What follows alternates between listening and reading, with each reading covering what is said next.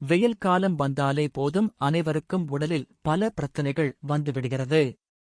சிலருக்கு சாதாரணமாக உடல் சூடு அதிகமாக இருக்கும். அதிலும் இந்த வெயில் காலத்தில் அதிகமான உடல் சூடு ஏற்பட்டு அவதிப்படுவார்கள். உடல் சூடு ஏற்படுத்தும் அசௌகரியங்களும் பிரச்சனைகளும் பல உடல் உபாதைகளுக்கு நேரடி காரணமாகவும் இது இருக்கிறது. உடல் சூட்டை குறைப்பதற்கான சில எளிய வழிகளை பார்க்கலாம். தேங்காய் தண்ணீர் குடிப்பதனால் உடல் புத்துணர்ச்சி பெறும். இது நம் உடலில் உள்ள சூட்டினை குறைத்து உடலை புத்துணர்ச்சிப்படுத்துகிறது. தேங்காய் நீரில் உள்ள வைட்டமின்கள், தாதுக்கள் மற்றும் எலக்ட்ரோலைட்டுகள் நம் உடலை குளிர்ச்சியாக வைத்திருக்கிறது. சிட்ரஸ் பழமான எலுமிச்சையில் வைட்டமின் சி நிறைந்துள்ளது. இது உடலின் குளிர்ச்சித்தன்மைக்கு பெரிதும் உதவுகிறது.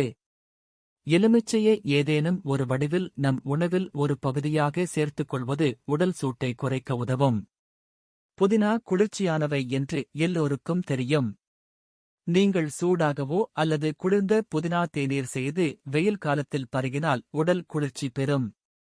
குளிர்ந்த தேநீரை விட சூடான தேநீர் அருந்துவதே நல்லது.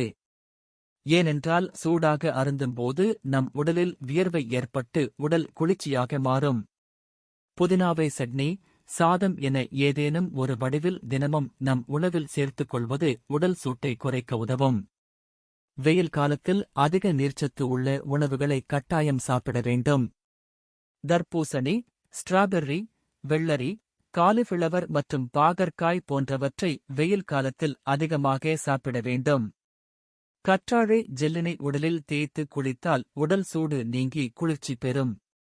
மேலும் இதனை உட்புறமாகவும் உட்கொள்ளலாம்.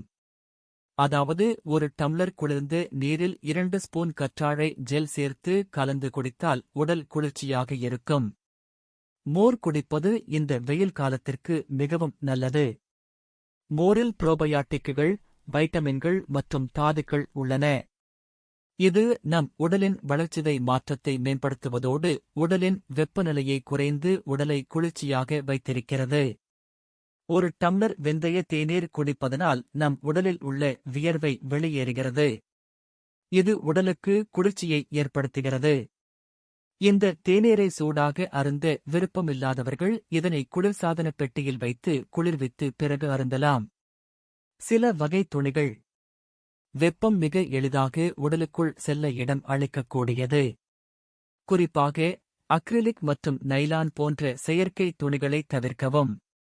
மாறாக பருத்தி மற்றும் கைத்தறி துணிகள் உடலில் இருந்து வெப்பத்தை எளிதாக வெளியேற்ற அனுமதிக்கும்.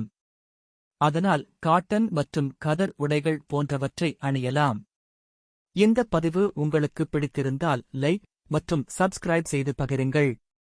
மேலும் இது போன்ற தகவல்களுக்கு தொடர்ந்து இணைந்திருங்கள்.